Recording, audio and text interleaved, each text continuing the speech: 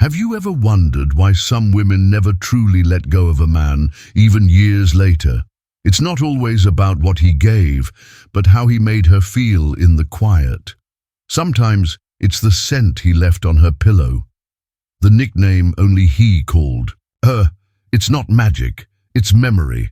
If you've ever wanted to be that kind of man, the one she can't quite forget, stick with me, because in this video, I'll show you how to leave a mark to her heart and mind that she can't erase. You know, I used to think it was about how often you showed up, the flowers, the good morning texts, the weekend plans.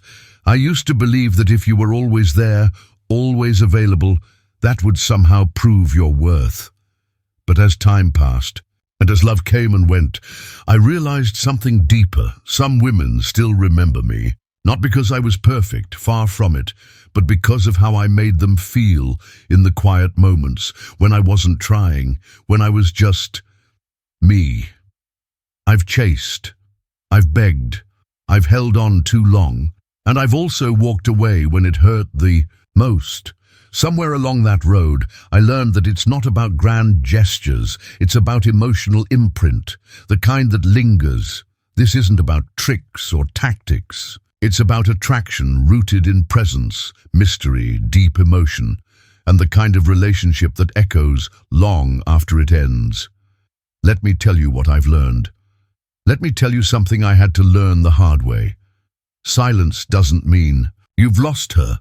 It took me years and more than one broken connection to finally understand that. Back then, I thought love was about showing up all the time. If she didn't text, I did. If she went quiet, I filled the silence with anything, a joke, a song, even a memory, just to remind her I was still around. But all it did was make me look too available, too eager. The truth? Women don't miss men who won't leave them alone. They miss the ones who know how to disappear, gracefully, not out of anger, but with quiet confidence. I remember the first time I pulled back, not because I was playing games, but because I was tired. I needed space too. And you know what? She noticed. Days later she messaged, just a simple, "Hey, been thinking about you." That's when I realized, letting her wonder was more powerful than trying to make her remember. That space you leave? It's not empty. It gets filled with her questions, her emotions, her imagination. And that's where the connection deepens. Not because you said more, but because you said nothing at all. But here's where most guys mess it up. They break the silence too soon. They can't handle the uncertainty. They reach out hoping for reassurance, and in doing that, they take all the mystery away. Don't do that. If she reaches out first, let it sit. Breathe. Respond calmly, not excitedly. No big stories, no need to prove anything. You've been living, that's enough. She doesn't need a grand explanation. She needs to feel that you are a man who moves with intention, not reaction. Silence, when done right, isn't cold. It's magnetic. It draws her in. And if she's the kind of woman who truly connected with you, she'll come looking, because the space you give her becomes the space where she starts to miss you. I used to believe that silence meant losing, that if she wasn't calling or texting, I had to step in and close the gap. I'd reach out, send a song, a photo, a funny memory, something to remind her I existed. But what I didn't realize back then was this: the more I reached, the more I disappeared in her eyes. With time and a few painful lessons, I discovered something powerful. Women don't miss words. They miss presence. And presence includes knowing when to disappear. I've seen it happen, when you suddenly go quiet, not as a punishment, but as a reset. She notices. Maybe not right away, but eventually her mind starts to wander. Where is he? Why hasn't he called? Did he forget me? That wondering, that subtle panic, that's the beginning of missing you. You see, most men panic when things go quiet. They break the silence too early, looking for validation, trying to prove they're still there. But silence, true radio silence, done with calm, quiet confidence, that's rare, and rare makes an impact. Here's the trick. Don't explain your absence. Don't send a text saying, "I was giving you space." Let the space speak for itself. Let her imagination do the work. A woman's mind, when given room to wander, builds stories far more powerful than anything you could write. If she reaches out first, don't pounce. Let her message breathe. Take your time to respond. And when you do, keep it light, steady. No big explanations, no emotional dumping. You've been busy, you've been living. That's enough. Absence is not about creating fear. It's about creating curiosity. And if you do it right, she won't just miss you. She'll feel like she's losing something she didn't realize she valued so deeply.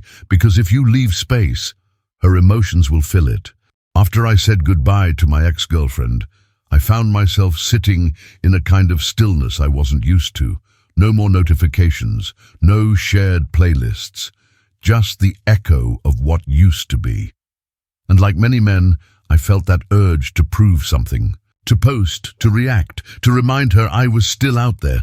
But I didn't, not this time. Instead of showing the pain, I chose to hold it. Let it shape me, not expose me.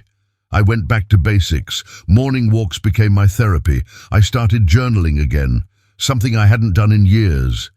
I picked up a brush and painted like I did in college before life got too busy. I poured energy into things that made me feel alive again, not just distracted, and something unexpected happened. I changed, not loudly, not for show, but steadily, quietly. And without trying to, I became someone I hadn't been in a long time. A man, in motion. Weeks later, she messaged me, not with questions or guilt, just a short note. "You seem different, lighter somehow." That's when I understood. Women don't miss the man who stays stuck. They remember the one who rises after the fall, not with noise, but with calm purpose. Your online presence isn't a stage. It's a subtle window into how you're handling the silence. A post about your hike, a photo with friends, even a new skill you're learning. These aren't signs of boasting. They're signs of breathing again. Growth speaks volumes even when it whispers. You don't need to tell her you've changed. Let her feel it in the way you carry yourself, in your eyes, your words, your energy. And no, it's not about looking flawless. It's about looking forward. When a man carries himself with quiet confidence, when he smells like effort, like direction, not just cologne, he doesn't chase, he attracts. And that kind of presence, it lingers longer than any apology ever. Could one thing I've learned, and learned the hard way, is that women don't always reach out directly when they miss you. Sometimes they test the waters first. A selfie with a little more skin showing. A vague quote about letting go. A sad love song shared right before midnight. They're not accidents, they're signals, but not for reconnection, for control. She wants to know if she still has space in your mind, and the moment you double-tap that photo or reply, "Hey, you okay?" You've handed her the answer. You're still there, still circling, still hers if she wants you. I used to fall for it all the time. I'd reply too fast, try to read between the lines. I'd think, maybe this is her way of reaching out, but every time I bit the bait, she pulled back even further. And I was left wondering what just happened. The truth is, when you stay grounded, when you don't react to her emotional cues, it shifts the dynamic completely. She posts something flirty. Keep scrolling. She likes your post out of the blue. Don't rush to return the gesture. She sends a late-night, "Hey." Let it sit. Let her wonder why you didn't jump. That's subtle indifference. It's not coldness. It's self-respect. It says, "I'm not here to dance every time you play." A note. And trust me, nothing confuses and captivates a woman more than a man who no longer moves at the sound of her song. Because here's what most men don't realize. Predictable behavior kills attraction. When she knows exactly what you'll do, there's no curiosity, no edge. But when you respond unpredictably, or don't respond at all, she begins to question the control she thought she had. And that's when the tables turn. That's when she starts checking your page more often. That's when the subtle games stop being about her pulling you in and start becoming her trying to figure you out. You don't need to be rude. You don't need to be distant forever. But you do need to hold your ground. A man who's easily stirred is easy to forget. But a man who stays centered, calm, unshaken, becomes unforgettable, because when she can't shake you, that's when she starts chasing you. There's something about a man who doesn't overshare, the kind who lets you in just enough to keep you leaning forward, the kind who never feels the need to fill every silence, because he knows silence, when held right, can be more powerful than words. I've found that in most situations, men rush to explain, to prove they're interesting, to keep her attention. I've done it too, talked too much, texted too fast, tried too hard. But every time I did, I noticed something. The more I gave, the less she wondered. And when a woman stops wondering, she stops reaching. Nowadays, when I get a message, I take a moment. Not to play games, but to breathe. A delayed reply isn't disrespect, it's composed energy. It shows that you have a rhythm of your own, a life that moves with or without her presence. And when I do respond, I keep it simple. I don't spill every detail about my day. I don't send paragraph-long updates.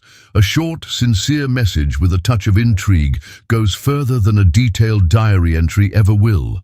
The key is not to close the door, just to leave it slightly open. Let her lean in, let her ask, let her want to know more. End the conversation before it runs dry. Exit on a high note. Let her walk away with a smile and a question. I once had a woman tell me years later, "Every time I smell that leather jacket, scent, I think of you. You didn't say much, but I always felt like there was more you weren't saying. That's what drove me crazy. That stuck with me. It wasn't what I gave her that she remembered. It was what I didn't. So speak less. Say just enough. Be the calm in her noise. The one she can't quite read, can't fully decode, and can't stop thinking about, because mystery isn't about hiding who you are. It's about revealing it slowly to the one woman who's willing to wait and watch. You don't have to wave a flag that says, "Other women like me." Sometimes the quiet awareness that you're seen, appreciated, and respected by others is enough to shift the way she looks at you. After a breakup, I once posted a photo from a friend's birthday dinner. Nothing flashy. Just me. 3 other people, 2 of them women. No captions, no tags, no suggestive looks. Just a man being part of a full, real life. 2 days later, she messaged me. Not about the photo, just a casual, "Hope you're doing well," but I knew she saw it. And more than that, she felt it. You see, it's not about making her jealous. It's about reminding her, gently, that the world hasn't stopped turning just because she stepped out of it. A woman doesn't want to feel replaced. But if she starts to feel like she was your only source of validation, your only point of connection, that makes you easy to forget. On the other hand, when she sees that other people, women especially, value your company, your energy, your presence, something clicks. Her competitive instinct, whether she admits it or not, wakes up. But this has to be done with tact. Bragging, it reeks of insecurity. Flirting openly cheapens your image, dropping names or hinting at who's texting. You, transparent and frankly unattractive, instead just live. Show up in spaces where you're naturally surrounded by others who value you. Whether it's a volunteer event, a professional setting, or even a casual group outing, let your life speak for itself. You become more compelling not when you try to prove your worth, but when your worth is simply seen by others and eventually by her again. She doesn't need to feel like you're trying to make her jealous. That's juvenile. What she needs to sense is that your value didn't disappear when she walked away.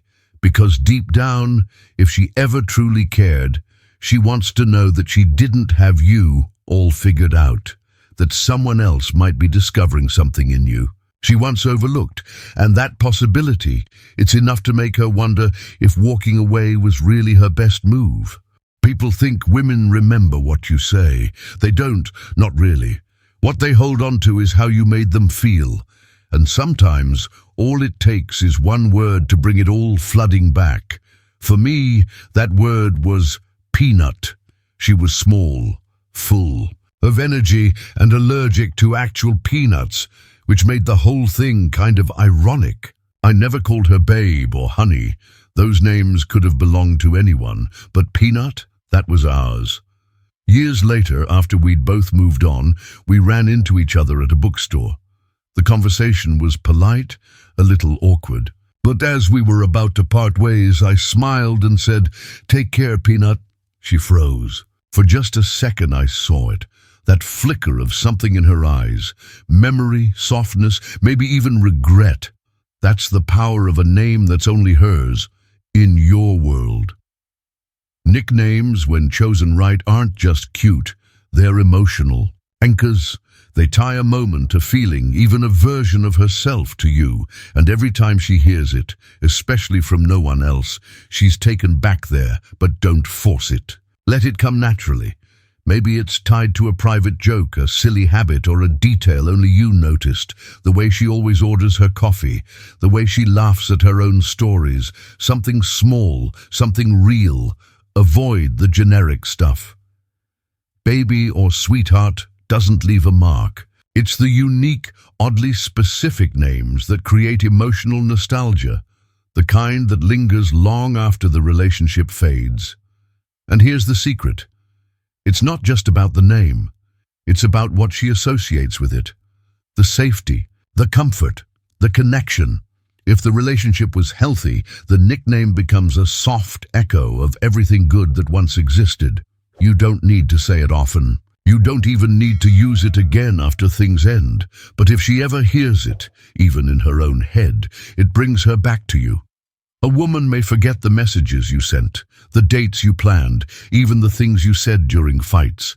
But she won't forget the name that made her laugh. The one that made her feel seen, the one that no one else ever called her, and that's how your memory stays, not just in her mind, but in her heart.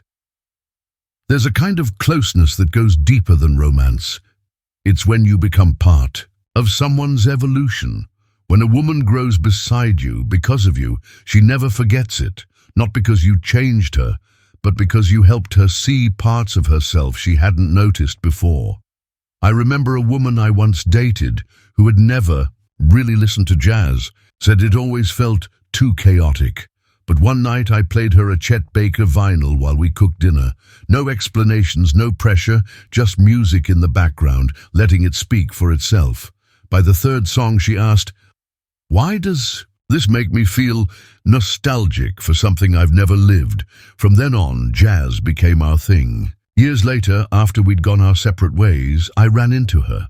She was holding a Miles Davis record, smiled and said, "Still listening." That moment told me everything. She didn't just remember me. She remembered who she became when she was with me. That's what teaching should feel like. Not like you're lecturing, not like you're trying to be the expert, but like you're opening a door and letting her walk through it at her own pace. Maybe it's a new perspective on failure, a morning ritual that brings peace, a book that shifts her mindset. It doesn't have to be big, it just has to be real, and it only works when it comes from genuine passion, not ego. Women are incredibly perceptive. They can tell the difference between a man who shares because he cares and one who's just trying to sound smart. So lead with patience, show with humility. Invite, don't push. When you do it right, she starts to associate that personal growth with your presence. And even when you're gone, the changes remain, as does the memory of the man who helped spark them. Confidence is attractive. Arrogance is exhausting.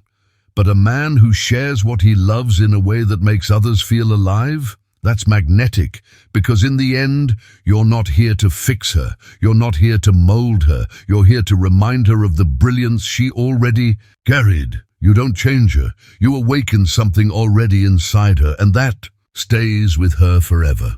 Feelings are like scent, subtle but lasting. Once they touch a memory, they linger. If you've ever left your scent in someone's heart, or want to become the kind of man who does, tell me about it in the comments. You can share this video with a friend who's lost in the aftermath of love, or save it for yourself to come back to on a quiet night when the silence gets a little too loud. Thank you for staying with me until the very end. If today's words meant something to you, don't leave just yet. Hit subscribe, turn on notifications, and join me in the next video, where I'll share a few more truths every man should know before it's too late.